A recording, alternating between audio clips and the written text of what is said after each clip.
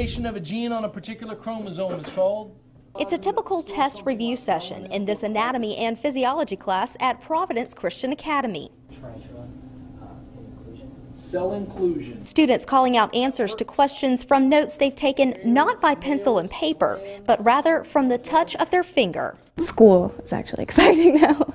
12th grader Alex Mealy credits her new school-issued iPad for her enthusiasm to schoolwork.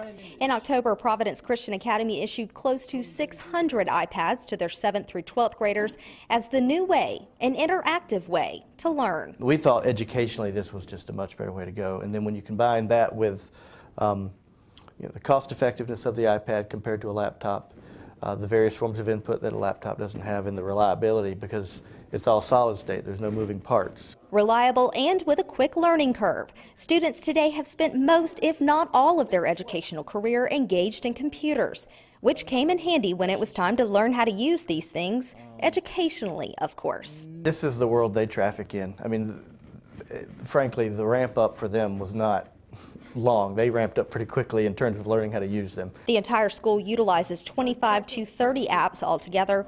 Principal Sean Chapman says having the school-wide apps was crucial to using the technology effectively. What we did do was find the ones that translate across all of those grade levels, and then that's what we chose to use.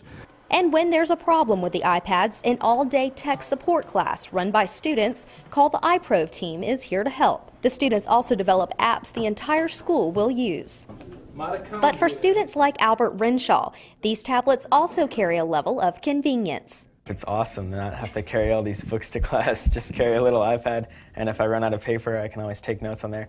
One key thing which I love is note-taking has become so much easier because instead of copying it down, I can just take photos, and now I actually get to pay attention instead of mindlessly writing. And as note-taking slowly becomes a dying art form, one just has to wonder. All right, next question.